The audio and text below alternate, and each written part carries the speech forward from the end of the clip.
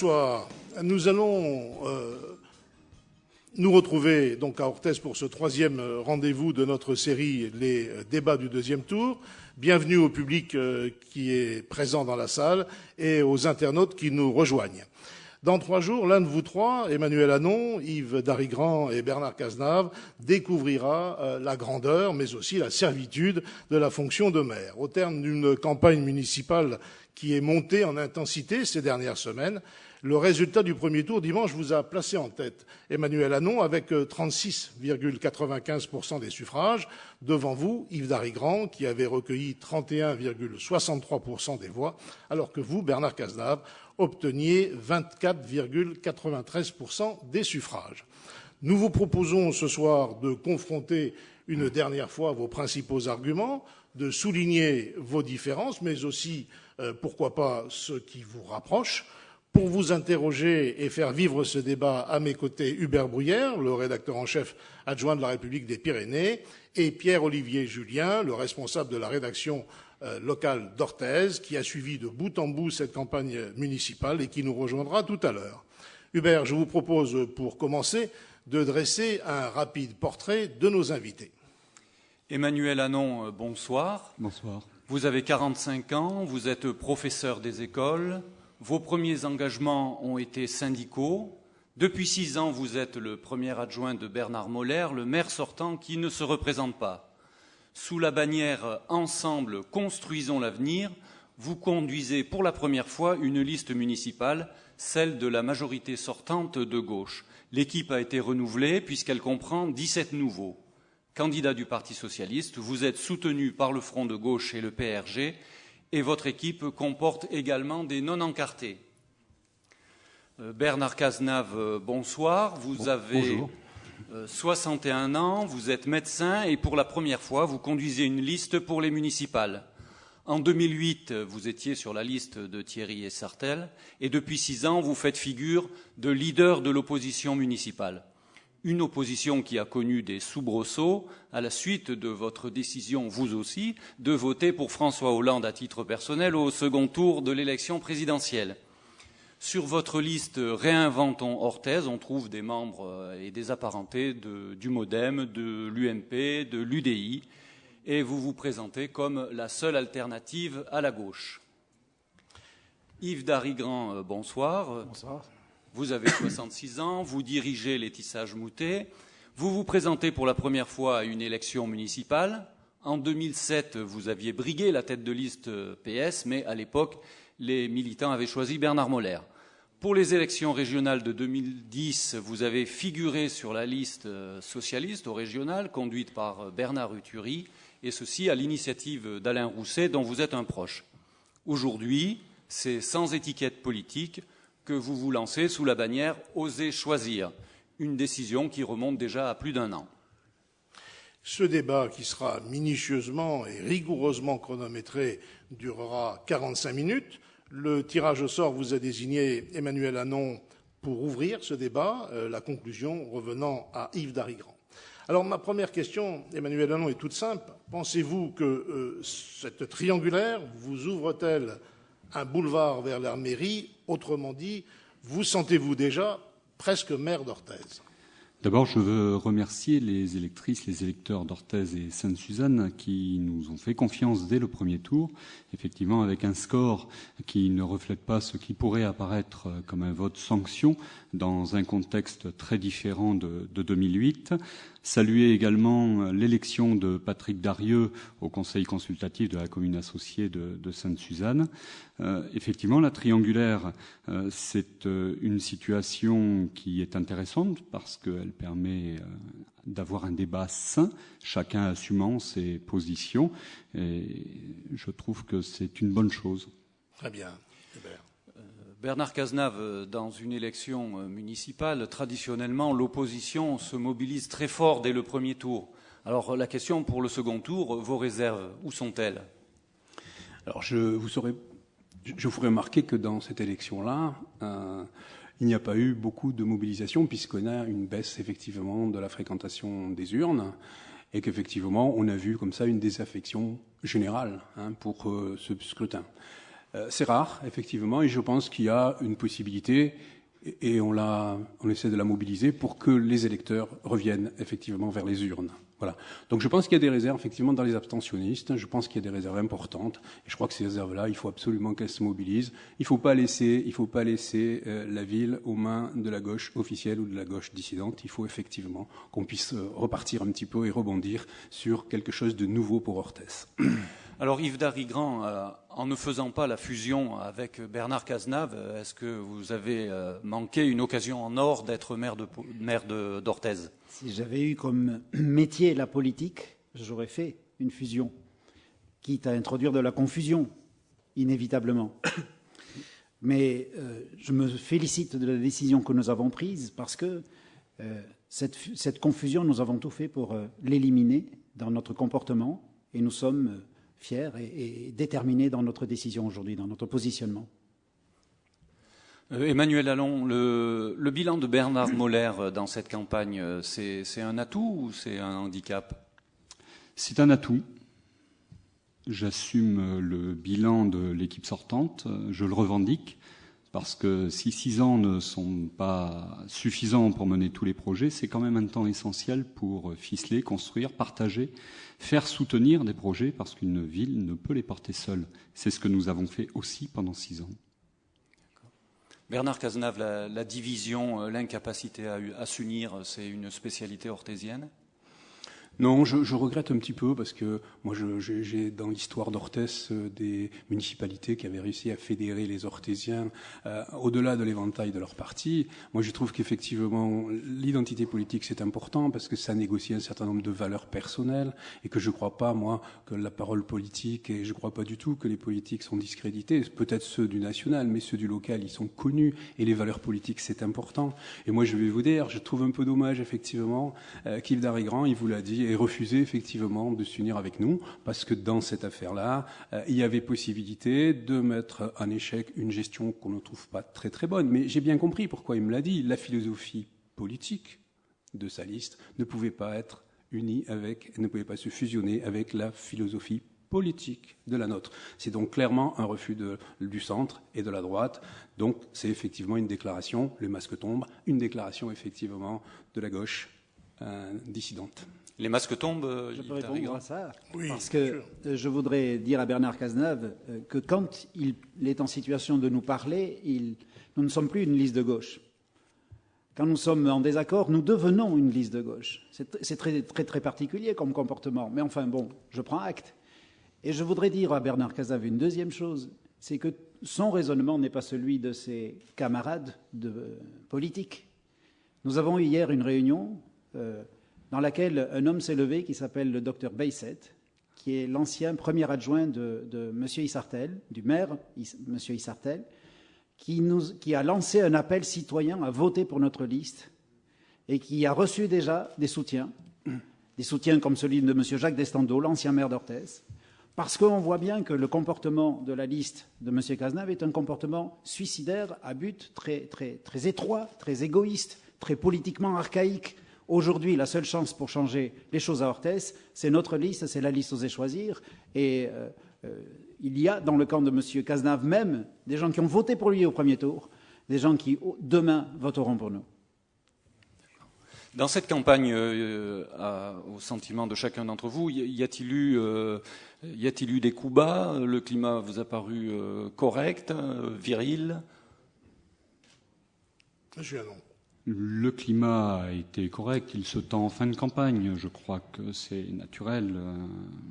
Quelques personnes cherchent à le tendre, à utiliser parfois quelques peurs pour gagner quelques voix. Comment jugez-vous le climat de cette campagne ? Elle s'est déroulée dans des conditions acceptables pour vous ? Oui, jusqu'à un certain niveau. C'est-à-dire que là, on voit bien que les choses se tendent un peu, beaucoup trop d'ailleurs, à mon avis. Je voudrais répondre à Yves Darigrand, bien sûr, parce que on ne peut pas dire les choses, laisser dire comme ça des choses aussi... Qu'il y ait des gens qui changent d'avis, ça existe dans toutes les campagnes. Bon, je veux dire que ça, c'est pas nouveau. Par contre, c'est nous qui sommes allés chercher M. Darigrand pour faire une fusion. Et c'est ça, effectivement, je crois qu'il faut que les Orthésiens le sachent. C'est lui qui a refusé la fusion. C'est lui qui, effectivement... alors, moi, j'ai tendu la main. vous le disiez tout à l'heure en introduction, j'avais tendu la main à M. Hollande, enfin pas tout seul quand même, hein, j'avais tendu la main à M. Hollande pour qu'il puisse effectivement ouvrir un centre vraiment élargi devant l'état déplorable de la France. Moi, devant l'état d'Orthez, j'ai tendu la main à M. Darigrand et je me suis heurté au même sectarisme de gauche, au même sectarisme effectivement clanique. Et je trouve un peu dommage effectivement que dans des circonstances où il aurait fallu faire une union sacrée, on n'ait pas eu cette capacité de rebondir et de créer une nouvelle dynamique électorale. Monsieur Darigrand. Ce qui manque dans la politique traditionnelle et qui fatigue les citoyens, c'est le manque de clarté et de courage politique. Le premier tour a dit qui était l'opposant le plus crédible à la politique de M. Hanon. Ce n'est pas M. Cazenave qui est resté 6 ans dans l'opposition au conseil municipal, en position idéale pour nourrir l'opposition. C'est Yves Darigrand et la liste Osez choisir qui apparaissent très nettement comme les opposants les plus crédibles et qui portent le plus d'espoir pour demain, pour après-demain à l'élection. Donc, il ne faut pas dire des choses pareilles. Nous portons un projet politique qui est clair. Nous avons décliné un programme. Et cette lucidité, moi, je salue le courage des gens qui ne changent pas d'avis. Monsieur Baïset, il ne change pas d'avis. Il l'a bien dit hier.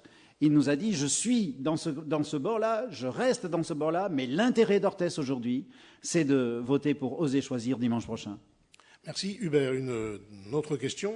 Oui, puisque l'un d'entre vous sera maire d'Orthez très prochainement. Est-ce que le maire d'Orthez, selon vous, a vocation à présider la communauté de communes ? Monsieur Hanon, pour commencer, vous avez un peu moins parlé que vos concurrents. Vous pouvez donc développer un peu plus pour respecter un temps de parole équitable. Sur l'intercommunalité, je ne sais pas si on y reviendra un peu plus tard, mais c'est effectivement un territoire essentiel au centre du département que nous avons construit, qui renforce notre centralité. Poser, comme certains le font, les questions de leadership sans en parler, bien évidemment, à l'ensemble des partenaires des 61 communes est toujours un instant un peu particulier. Et si la ville d'Orthez est la ville-centre et qu'elle occupera toute sa place, ces questions de gouvernance se traitent aussi avec les partenaires. Sinon, il est inutile de préciser qu'on reproche à certains de nous mettre en vassalité quand on veut faire exactement l'inverse. Il faut travailler ensemble. Le départ de David Habib rebat-il les cartes et remet Orthez peut-être davantage au cœur de la CCLO. Qu'en pensez-vous ? Moi, je veux saluer l'action de David Habib sur le bassin de Lac. Il a accompagné sa reconversion, il en a fait un élément de dynamisme au centre du département. Les femmes et les hommes, au-delà du nom de chacun, s'associent pour faire vivre ce département avec responsabilité, avec dynamisme, avec pugnacité, de façon à le développer. Et donc, ce n'est pas le départ de tel ou tel ou l'arrivée de tel ou tel qui rebat les cartes. C'est des décisions collectives qui se prennent avec un ensemble d'élus. Et vous avez cette ambition de présider la CCLO ? J'ai l'ambition d'apporter ma pierre, ainsi que tous mes colistiers, au développement de notre intercommunalité. Très bien. Monsieur Cazenave. Sur l'intercommunalité ? J'étais un des rares, moi, au mois d'août 2011, à effectivement avoir fait un discours contre la mise en place de cette fusion entre la CCO et la CCL, pour donner la CCLO. Alors, ce n'était pas une position contre le dispositif, c'était simplement que ça manquait d'informations, que ça manquait de communication, qu'on aurait pu demander l'avis aux citoyens, et ça n'a pas été fait. Voilà. On ne savait pas quelles sont les compétences, on ne sait toujours pas quelles sont les compétences de cette CCLO, puisqu'il y a 2 ans pour se mettre en ordre de bataille. Moi, j'ai trouvé qu'on allait trop vite et que c'était prématuré. Après, je dis toujours, on ne va pas revenir en arrière. Donc, effectivement, on est parti sur les acquis et on y va. Monsieur Darigrand. Je note avec intérêt le changement de pied de M. Hanon en janvier 2013, lorsqu'il avait déclaré qu'il ne s'interdisait rien par rapport à la présidence de la CCLO. Le lendemain, il avait été renvoyé dans ses 22, vite fait, par M. Habib. Aujourd'hui, il y a un consensus magnifique et tout le monde travaille ensemble et évidemment, on est devenu plus prudent. Moi, je ne dis pas que je veux devenir président de la CCLO. Je dis le maire d'Orthez a vocation à être président de la CCLO. Ce n'est en rien une ambition politique, personnelle, c'est une ambition pour le maire d'Orthez, qui est la commune centre phare de ce nouveau territoire. Merci. Monsieur Hannon, vous voulez peut-être apporter une réponse, comme ça on équilibrera le temps de parole avant de passer à la deuxième partie de notre débat. Oui, effectivement, moi je n'ai jamais déclaré que je voulais être président de l'intercommunalité. Monsieur Darigrand rapporte fidèlement les paroles. Je ne m'interdis rien parce que je n'injurie jamais l'avenir. Et que ce sont effectivement des décisions collectives qui se portent avec un ensemble. On n'est pas élu parce qu'on s'autoproclame, on est élu parce qu'on le construit avec d'autres. Et c'est ça que mésestime, je pense, Yves Darigrand, quand, avec sa liste, il réclame la présidence, mais aussi 3 vice-présidents sur les 15. Il y a là des façons de faire qui sont un peu étranges. Merci. Merci, messieurs, pour ce premier échange. Je demande à Pierre-Olivier Julien, le responsable de la rédaction de Pyrénées Presse à Orthez, de venir nous rejoindre. Il va vous interroger, messieurs, sur les principaux dossiers qui ont animé cette campagne électorale et vous permettre ainsi de débattre directement. Alors, Pierre-Olivier, c'est à vous votre première question. Oui, on retrouve dans chacun de vos programmes la rénovation du centre-ville. Emmanuel Hannon, en quoi vos propositions peuvent-elles faire la différence et inverser cette tendance de crise à Orthez ?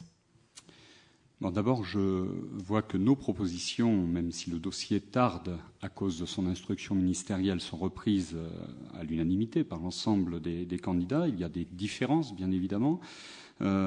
C'est à la fois la rénovation, des dispositifs nouveaux autour d'une pépinière de commerce et d'artisanat pour tendre la main, mettre le pied à l'étrier de jeunes entrepreneurs pour qu'ils s'installent en centre-ville. Et puis, il y a le développement du quartier de la Gare autour de l'écoquartier qui ne concerne pas seulement de l'habitat mais également de l'économie et des zones d'activité qui renforce le centre-ville et là sur lequel nous avons de fortes divergences, notamment avec Yves Darigrand qui propose le musée du Louvre à Orthez, dont pour l'instant on ne sait pas grand-chose.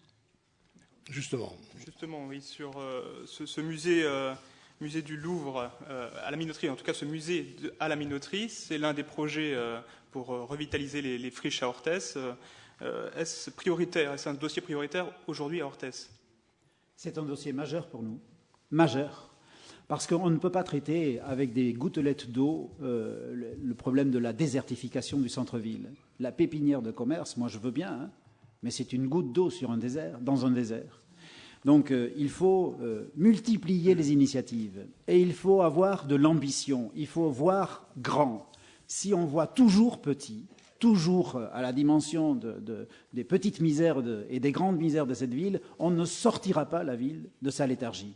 Et donc le projet de la minoterie, qui est un projet économique centré sur un axe culturel majeur, je suis tout prêt à en parler pendant longtemps. On va y revenir. Voilà. On va y revenir, mais j'aimerais qu'on revienne sur le sujet du centre-ville et de son attractivité. Vous aviez une question pour Bernard Cazenave, je crois. Oui, vous, Bernard Cazenave, vous réclamez le soutien important de la communauté de communes de la Cortèze pour apporter de l'argent, pour financer notamment la rénovation du centre-ville. Mais si vous n'avez pas cette enveloppe, quelle solution vous avez ? Alors, c'est pas très compliqué. Orthez est dans un état assez sinistré. Bon, donc il faut beaucoup d'argent. Alors c'est vrai que les compétences, quand même, je vous rappelle, les compétences concernant la voirie, par exemple, sont des compétences qui arrivent sur la communauté des communes de la Cortèze. Bon, déjà, si on pouvait refaire la voirie de manière correcte, et je crois que c'est l'attente numéro 1 des Orthésiens, on aurait quand même réussi une bonne chose. Voilà. Alors là-dessus, la CCLO est placée. Il n'y a pas qu'elle. Il y a le Conseil général aussi dans des compétences partagées.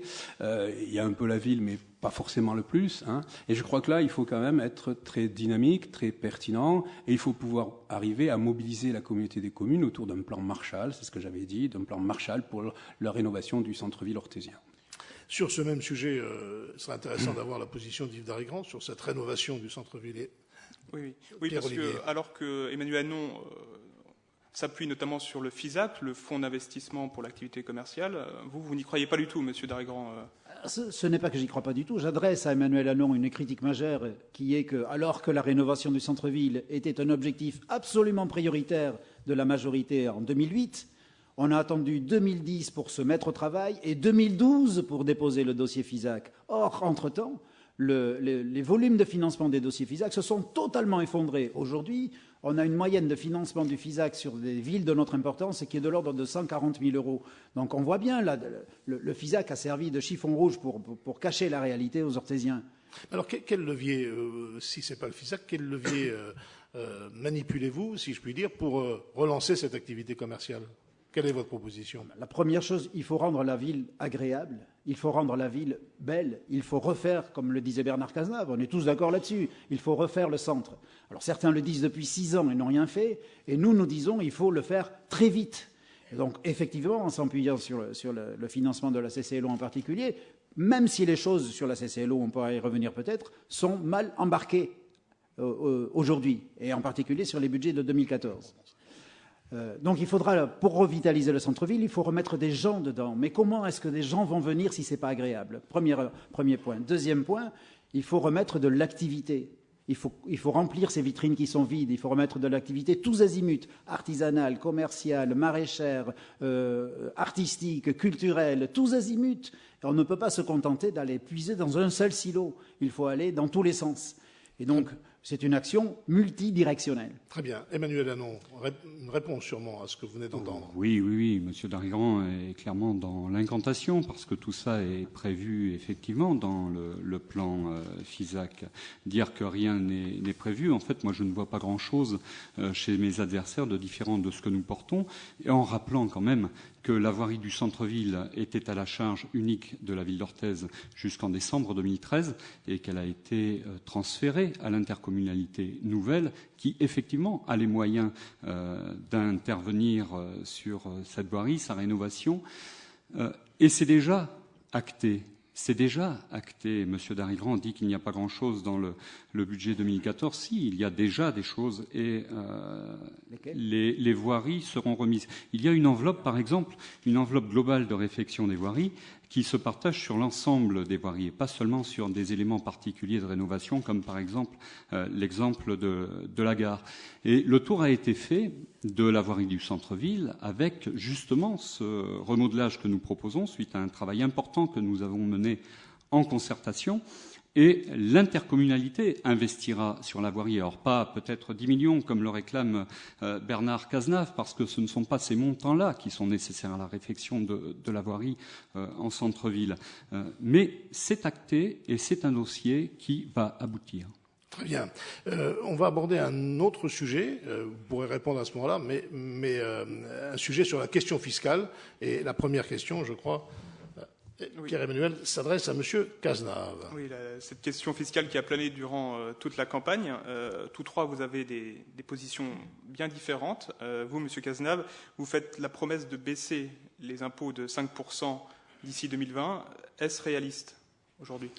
Alors, d'abord, je voulais revenir effectivement sur ce qui était c'est vrai qu'on ne peut pas faire une ville, c'est pas la peine de faire un beau décor s'il n'y a pas une économie. Il faut que les gens soient dedans et que les gens puissent avoir une activité. Donc ça, c'est très important. Nous, on avait prévu effectivement de faire un Grenelle, c'est-à-dire de rassembler tous les acteurs qui, pour l'instant, sont assez dispersés et de travailler avec eux sur une feuille de route. Bon, voilà. Et donc, c'était peut-être quelque chose d'un peu plus clair, c'est-à-dire on n'a pas d'idée préconçue. On va effectivement mettre la feuille de route pour l'économie orthésienne. Ça, c'était le premier point.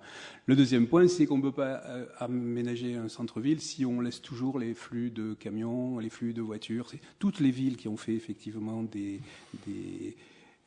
centres-villes corrects, rénovés, ont d'abord commencé par baisser les flux de véhicules qui la traversaient. Donc ça, c'était notre point numéro 1. On ne va pas détailler comment on peut y arriver. Sur les impôts... Abordons les impôts, oui. Voilà. Sur les impôts, moi je pense que la pression fiscale à l'heure actuelle à Orthez, elle est insoutenable. 34% d'augmentation, alors il y a les bases plus les taux municipaux, mais 34% d'augmentation, c'était énorme.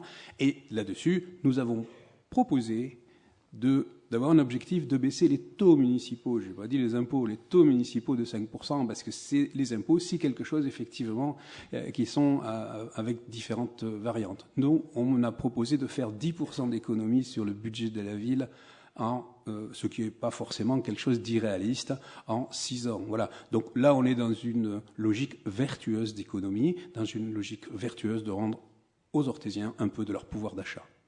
Merci. Et Emmanuel Hannon, vous êtes le seul à ne pas vous avancer définitivement sur le sujet. Est-ce à dire que vous êtes prêt à augmenter les impôts ? Moi, je ne veux pas faire de démagogie, déjà d'emblée. nos projets n'impliquent pas de hausse d'impôts. Mais il n'y a pas que l'action municipale qui peut à un moment donné peser sur les taux. Le retrait des dotations, la baisse des subventions qu'on constate pour un certain nombre de projets font qu'à un moment donné, on se pose la question. Nos projets n'impliquent pas de hausse. Ça ne veut pas dire qu'à l'avenir, en fonction des conditions que nous aurons à traverser, on a connu en 2008 une crise financière qui n'a quand même pas été pour rien.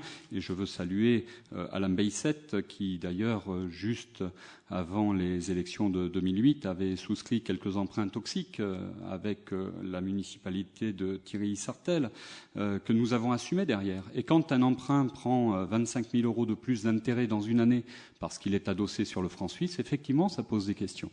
Et donc, c'est toutes ces variables qu'il faut maîtriser à un moment donné pour avoir de la lisibilité et pouvoir s'engager. Mon objectif, c'est de ne pas les augmenter. Ensuite, il y a le pragmatisme et voir comment les choses évoluent, qui ne dépendent pas toujours de nous. Yves Darigrand, vous marquez vraiment votre envie de ne pas augmenter les taux communaux, mais vous avez aussi des projets à côté, on a évoqué quelques-uns. Votre promesse est-elle tenable ? Mais la promesse, j'imagine que vous parlez par exemple du projet de la minoterie, qui est un projet de très grande ampleur. Le projet de la minoterie se fera dans le cadre d'un partenariat privé-public qui ne coûtera pas d'argent à la commune. Il n'y aura pas d'investissement de la commune, d'investissement financier de la commune dans ce projet. Ce sera un projet qui sera porté par un EPIC et nous serons, nous, communes, les pilotes de ce projet, les opérateurs de ce projet, mais nous serons au départ en continu, en accompagnement, mais nous fédérerons les acteurs de ce projet, mais nous ne serons pas nous-mêmes un acteur financier du projet. Emmanuel, on va répondre, mais juste avant, Monsieur Cazenave, ça a été un des points de votre différence avec Monsieur Darigrand, ces questions-là, des impôts ? Ce n'est pas la question des impôts. Moi, quand j'entends l'histoire de la minoterie transformée en musée du Louvre, je trouve ça merveilleux, si vous voulez. Mais je trouve ça assez réaliste. On n'est pas dans Harry Potter, quoi. Donc là-dessus, si vous voulez, moi, je reste dans une logique où, effectivement, les zones d'activité doivent rester des zones d'activité dédiées à leur activité. La minoterie pourrait tout à fait être un centre d'affaires, comme il y en a à Arthès, à Artix, on est près de l'aéroport. On pourrait tout à fait faire quelque chose comme ça. Après, moi, je ne crois pas trop aux réponses magiques, à des solutions. Monsieur Hanon, votre réponse. Oui, je partage cet aspect un peu magique, mais souvent les lendemains déchantent quand on se rend compte qu'il y a des réalités. Pour l'instant, on n'a pas d'éléments, ça ne va rien coûter à la commune, c'est un EPIC. Moi, je suis allé regarder les projets sur lesquels s'appuie Yves Darigrand pour présenter son projet de musée. Le Louvre-Lens, c'était 210 millions d'euros en fin de financement, 60% portés par la région, 10% par la ville et l'intercommunalité. Alors on pourrait le demander à l'intercommunalité. La différence entre les deux, c'est que nous reposons sur une intercommunalité de 55 000 habitants, là où le Louvre-Lens, c'est 8 fois plus. Donc on nous vend un projet dont on ne sait pas grand-chose. On ne sait pas si on a les ressources, on a certainement les compétences pour faire venir des tableaux, mais peut-être pas pour réaliser le musée, assurer son fonctionnement, la certitude qu'il ne pèse pas sur les finances à moyen terme, et surtout sa réalisation, c'est quand pour la revitalisation du centre-ville, c'est un projet à long terme qui peut avoir un intérêt, mais qui n'apporte rien aujourd'hui. Très bien. Nous avions tout à l'heure abordé avec... Oui, vous vouliez répondre, monsieur Darigrand. Je vous en prie, vous avez un peu de temps pour ce faire. Oui. Je pense que la magie, elle est du côté de ceux qui veulent remettre de l'artisanat dans des vieilles friches industrielles. La magie, elle est là. C'est quelque chose de plus lointain comme idéal que l'installation d'un musée à la minoterie. Monsieur Hanon essaye de discréditer ce projet en évoquant le projet du Louvre-Lens, qui n'a aucun rapport financier avec le projet de la minoterie. Le projet de la minoterie est un projet de réhabilitation, de restauration de bâtiments, de remise en état de bâtiments, certes adaptés à recevoir quelque chose de prestigieux de cet ordre-là, mais plutôt que de faire un musée du moulin et de l'eau, monsieur Hanon, à la minoterie, qui va plomber les finances de la ville en direct, alors là, et qui va coûter beaucoup d'argent au fonctionnement pour quelque chose qui va produire aucune attractivité supplémentaire pour Orthez et pour sa région, il vaut mieux voir grand, et il vaut mieux voir large, et il vaut mieux voir ambitieux. Orthez ne va pas continuer à dégringoler tout lentement la pente si on se contente de rustines de cet ordre-là. Moi, je suis prêt à voir grand, large et ambitieux. Seulement, il faudrait qu'on ait des chiffres, des coûts, des business plans. Enfin, quel est le projet? Il n'y a rien. Il n'y a rien, donc on peut en parler. Moi, alors, parlons des coûts. Eh bien, parlons des coûts. Ouais. Allons-y. Je vous en prie. Mais on va parler du coût du cinéma, si vous voulez. Oui, aussi. Non, mais... Oui. Sans problème. Sans blague. Voilà, on va parler du coût du cinéma et du financement du cinéma. Voilà, vous parliez tout à l'heure d'aventure financière, mais en voilà une aventure financière. Vous parlez de M. Baïset.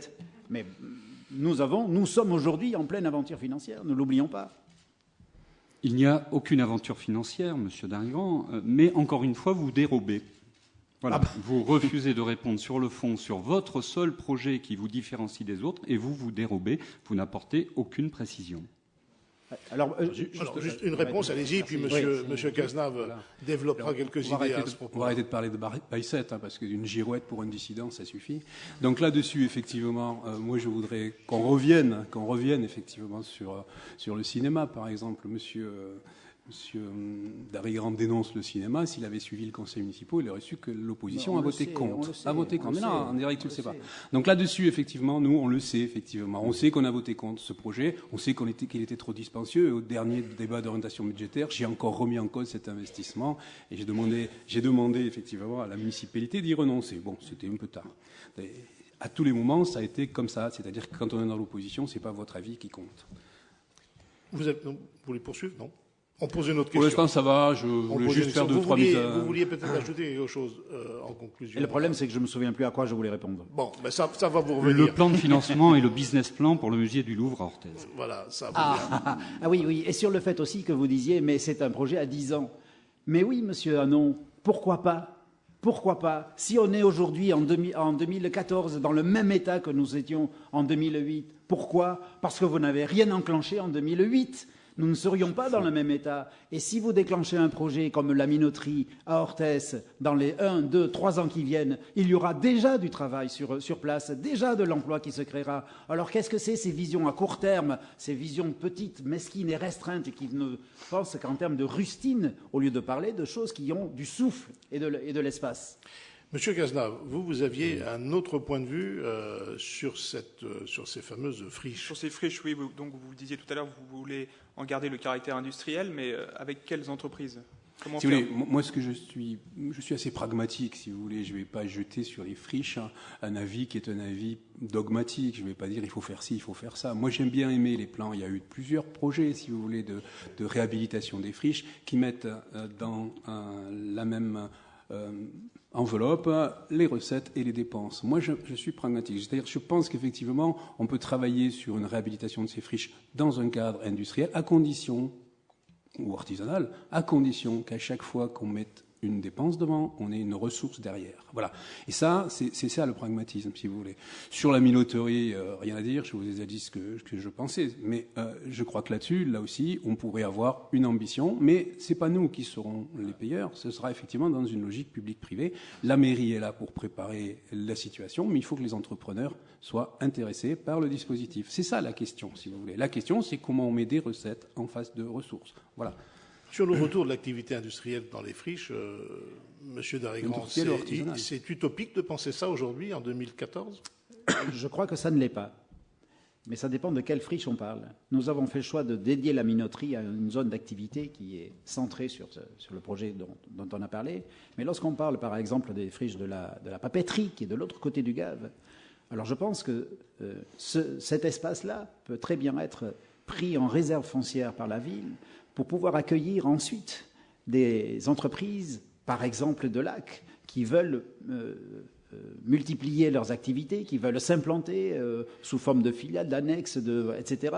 Et donc il faut, ça n'est pas du tout utopique, non, mais il faut avoir une politique foncière qui permette de faire cela Et c'est pour ça que nous critiquons très vivement le projet de la papeterie tel que M. Hanon le défend, avec un écoquartier dédié à l'habitat, parce que d'abord, ça coûtera une fortune en termes de dépollution de terrain, une fortune. Et ensuite, parce qu'il faut avoir des réserves foncières pour l'activité artisanale et industrielle. Visiblement, M. Hanon, vous n'êtes pas d'accord là. Non, du tout. Quand on disait en début qu'effectivement les débats peuvent se tendre à la fin, je note les qualificatifs qu'utilise Yves Darigrand. Je ne pense pas que nos visions soient mesquines et en tout cas, nous sommes toujours interdits de vous servir ce genre de choses. Sur les friches, un musée en plein milieu des friches, quel attrait, quel intérêt. Nous avons des réserves foncières SAICA sur les 2 berges du Gave. Là aussi, c'est pas seulement sur une partie. Ce n'est pas que de l'habitat, je l'ai dit, je le répète. Et surtout, la réserve foncière ne doit pas être portée par la ville, Monsieur Darigrand. La réserve foncière doit être portée par l'intercommunalité. Et c'est déjà inscrit en ces termes dans le budget 2014. Et c'est l'intercommunalité pour le développement économique et pour les entreprises qui doit être notre levier. Quant à la dépollution, voilà, on est encore dans un système qui cherche à effrayer et à faire peur. Rappelons quand même que la papeterie, ce n'était pas une industrie classée Céveso2. Certes, il y a quelques endroits où de la pollution a été trouvée, mais c'est de la pollution liée à de l'utilisation normale de machines. Et ce n'est pas des métaux lourds qui engorgent le terrain et qui rendraient impossible toute construction. Très bien. Merci, messieurs. Si vous voulez bien, sur cette question, quelques précisions pour équilibrer votre temps de parole, et puis nous poserons une nouvelle et sans doute dernière question. Allez-y, monsieur Cazenave. Sur la question des friches ? Oui, d'une façon de générale, l'économie. En réponse bon, je rejoins un petit peu Emmanuel Hanon sur le fait qu'effectivement, il faut développer des activités artisanales et industrielles. Ce que je vous ai dit, moi, c'est qu'il faut les faire avec des moyens qui ne sont pas amenés par une municipalité. C'est pas l'argent public qui doit servir à ça. Hein. Donc là, je reste effectivement très, très strict et très vigilant là-dessus. Après, je pense qu'effectivement, on peut travailler à donner une nouvelle dimension à ce quartier de la gare qui est effectivement assez désastreux. Arrivé en TGV à Orthès, vous allez voir, c'est calamiteux, quoi. C'est-à-dire, vous arrivez sur, on dirait qu'on est en pleine guerre, hein. C'est-à-dire qu'il y a des bâtiments estropiés, il y a des bâtiments brûlés, et on est dans quelque chose, effectivement, qu'il faut changer. Mais il faut le changer avec des moyens qui sont ceux de l'argent privé. Très bien. Monsieur Darigrand. Non, je ne veux rien ajouter là-dessus. Je préfère garder du temps de parole. Très bien. Dernière question, si vous voulez bien, puisque ça fait déjà 36 minutes, presque 37 minutes que nous sommes ensemble pour dialoguer. Une question, Pierre-Olivier, Julien. Oui, depuis quelques années, Orthès gagne des habitants, mais doit-on la réduire à un destin de cité dortoir ? Alors, monsieur Cazenave, pour commencer, allez-y, vous avez un peu de retard. Et on perd de l'économie, on gagne des habitants. Alors si c'est pas une cité dortoir, expliquez-moi ce que c'est. Il y a peut-être aussi une population qui est arrivée à Orthès qui était peut-être un petit peu attirée par le fait qu'ici, chez nous, il y a des loyers moins chers, il y a effectivement des possibilités d'habiter sur Orthès sans vraiment être encore mitraillé et encore tiraillé sur son pouvoir d'achat. Donc souvent sont arrivés des gens qui arrivaient de la côte, mais l'activité, il faut le reconnaître, a baissé paradoxalement. Hein. C'est-à-dire qu'on se retrouve effectivement avec ce paradoxe, on a plus de monde mais moins d'activité, et moi je crois que là il y a effectivement un travail à faire. Il y a un travail à faire sur comment ces gens-là peuvent s'intégrer, soit à Orthès, soit dans le travail. Il y a effectivement un vrai problème, et c'est pourquoi je pense qu'il faut garder des réserves industrielles artisanales sur le site d'Orthès. Monsieur Darigrand. Nous avons gagné 531 ou 535 de mémoire habitants en 6 ans. Nous sommes à peu près dans les taux d'augmentation de la population de la région Aquitaine, à 2 points près, je crois, enfin 2 dixièmes de points près. Donc, je ne vois pas pourquoi on se gargariserait de cette explosion démographique. Je pense qu'il est difficile de juger cette population qui arrive sur Orthès.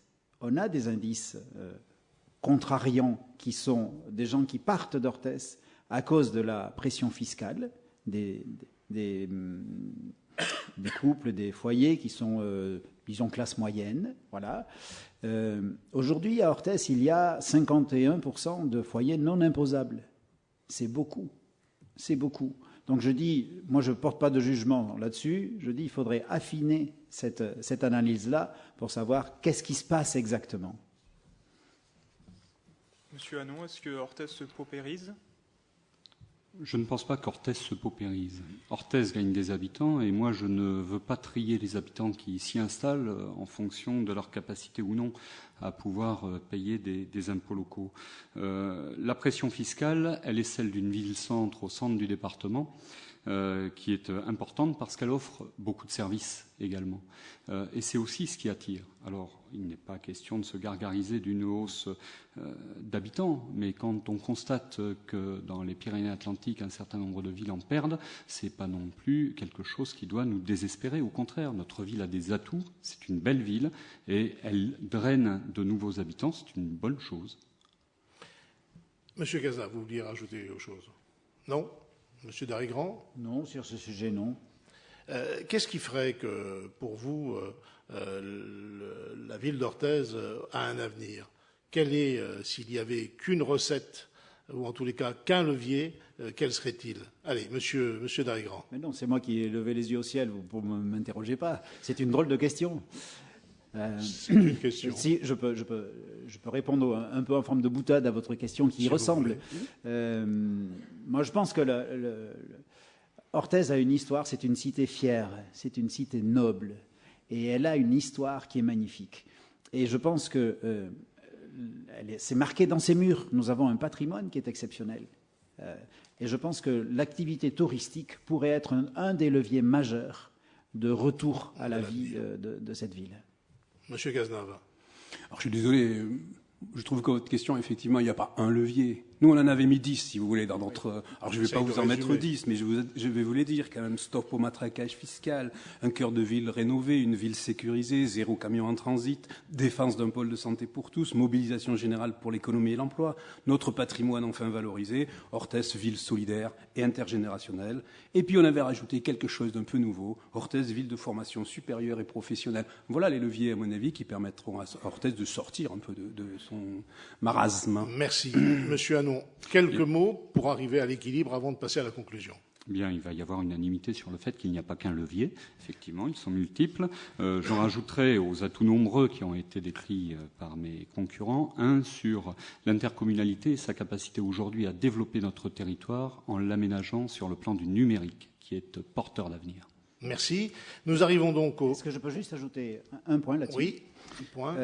Je voudrais revenir sur un des aspects, sur ce recours permanent à l'intercommunalité comme une sorte de ressource miracle, de source miracle qui se retrouverait à la place du gaz naturel de lac maintenant.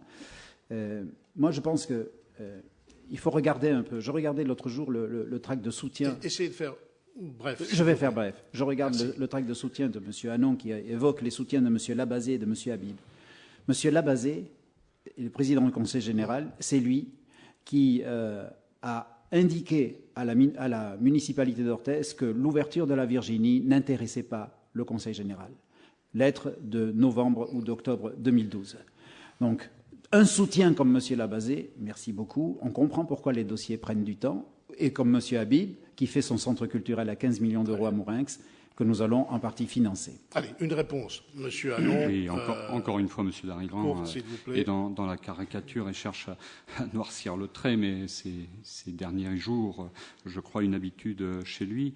Il a dû lui échapper qu'effectivement, nous avions une intercommunalité beaucoup plus forte aujourd'hui et qui, sur le plan économique, a fait un certain nombre de démonstrations de sa pertinence que nous avons voulu et que nous assumons.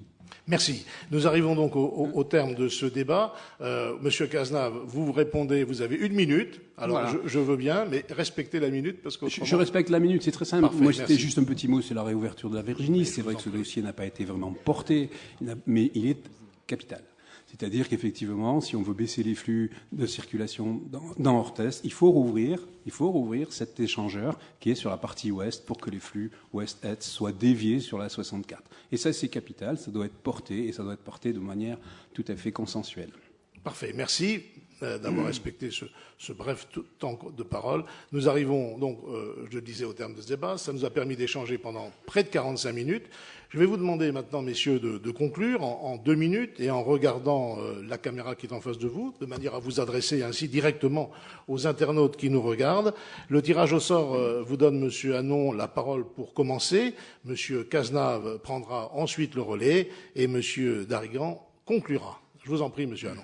Bien. Effectivement, ce soir, nous voyons que la fin de campagne arrive, les positions se tendent, se durcissent. On n'a pas toujours plus d'explications, d'ailleurs, sur les questions qu'on a pu poser durant cette campagne, avec un projet qui reste quand même très incertain, qui est celui porté par Yves Darrigrand sur le musée du Louvre à Orthez. Je l'ai dit, je le répète, un mandat n'est pas suffisant pour dérouler tous les projets. Par contre, c'est un temps essentiel pour les construire, les partager et accepter que d'autres puissent participer à leur élaboration en concertation. Je voudrais remercier à nouveau les électrices et les électeurs qui nous ont fait confiance au premier tour, qui ont fait confiance au projet que nous portons, un projet construit, précis, et à l'équipe qui m'entoure, qui veut le porter avec dynamisme et engagement. Et j'appelle chacune et chacun d'entre vous à nous accompagner au second tour de cette élection, dimanche, pour nous placer largement en tête et nous permettre de les porter. Dimanche, votez pour Ensemble, construisons l'avenir. Merci. Merci, Monsieur Hannon. Monsieur Cazenave, je vous en prie. Je voudrais m'adresser aux Orthésiennes et aux Orthésiens, aux Saint-Suzannaises et aux Saint-Suzannais. Vous aimez votre ville, mais vous n'en êtes pas fiers. Je vous rappelle que pour que votre ville bouge et que votre situation s'améliore, Réinventons Orthez a décliné et développé tout au long de cette campagne 4 priorités. Pour Orthez, nous voulons rénover le centre-ville, le cœur d'Orthez, décréter une mobilisation générale pour l'économie et l'emploi, réduire la fiscalité locale insoutenable qui pèse sur les Orthésiens, défendre les acquis de l'offre de soins à Orthez, et plus particulièrement la maternité. Nous voulons qu'Orthez et Sainte-Suzanne restent nourris par ces associations de tout type. Nous nous engageons à les écouter et à soutenir leurs actions. La dynamique de renouveau et de compétences que représente notre équipe est notre principal atout. Mais dans l'action, notre souci sera d'être à l'écoute des Orthésiens et de rechercher avant tout leur adhésion. Cela impliquera une consultation systématique des Orthésiens et de leur association avant toute mise en œuvre des projets structurants, que ce soit pour la rénovation du centre-ville, l'évolution des quartiers ou le tracé des contournements à venir. Vous resterez en toutes circonstances nos interlocuteurs privilégiés. Dimanche, les Orthésiens et les Saint-Suzannais auront le choix entre 3 listes. 2 d'entre elles sont dans la mouvance socialiste, la 3e, la nôtre, Réinventons Orthez, fait l'union entre les acteurs de la société civile et des femmes et des hommes issus de la droite et du centre. M. Darrigrand s'est déclaré sans étiquette, mais en faisant échouer la fusion avec Réinventons Orthez, ce qui est pourtant quelque chose de facile, une fusion, il y en a partout dans les villes à côté, pour cause d'incompatibilité politique avec nous, il a de fait tombé son masque et révélé son appartenance et sa fidélité à la mouvance de la gauche socialiste dont il est issu. Voter un non socialiste officiel ou Darrigrand socialiste dissident, c'est bonnet blanc et blanc bonnet. Et c'est toujours voter socialiste. Changer un clan socialiste pour un autre clan socialiste ne changera pas le dessin d'Orthez. Réinventons Orthez est la seule alternative crédible au changement. C'est la seule liste qui permettra aux Orthésiens et aux Saint-Suzannais qui se reconnaissent dans nos valeurs, les valeurs du centre et de la droite, faites d'humanisme, de solidarité, de valorisation du mérite et du travail, de s'exprimer sans se renier. Nous sommes prêts pour servir Orthez et Sainte-Suzanne. Merci. Le 30 mars. Merci, le M. 30 mars, je termine. Je suis désolé, vous avez fait de vos 2 minutes. Un mot, un seul pour conclure. Oui, je termine. Le 30 mars, c'est un vote d'espoir. C'est pas un vote de sanction ou un vote de dépit. Il faut que vous votiez pour être fiers de votre ville. Votez Réinventons Orthez. Merci. Monsieur Darrigrand, 2 minutes. Merci à vous. Nous regardons la ville. Nous aimons cette ville qui se dégrade sous nos yeux. 6 ans viennent de passer. Pour rien. Il y a moins de commerce. Il y a des trous dans les rues. Cette ville, nous voulons la faire revivre. Nous voulons lui rendre son élégance. Nous voulons lui rendre sa dignité, sa joie aussi. Nous voulons remettre de la vie. Après ce mandat qui a été celui de la lenteur et de l'inertie, nous avons pour le faire une équipe magnifique, aux compétences multiples. Et nous avons une énergie neuve, renouvelable, propre pour faire ce programme.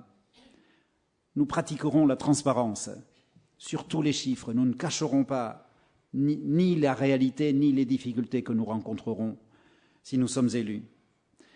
Et notre choix, pour dimanche, c'est d'avoir tenu la parole que nous avons donnée aux électeurs.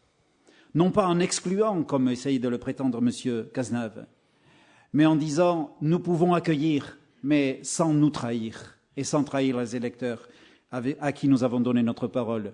Et cette parole que nous avons donnée de la même façon que nous l'avons tenue dans ce temps décisif, nous la tiendrons demain, à partir du moment où nous serons élus. Merci. Merci, messieurs, pour ces échanges de qualité. Vous retrouverez tous les points forts de ce débat dans nos éditions de demain de la République des Pyrénées et de l'Éclair.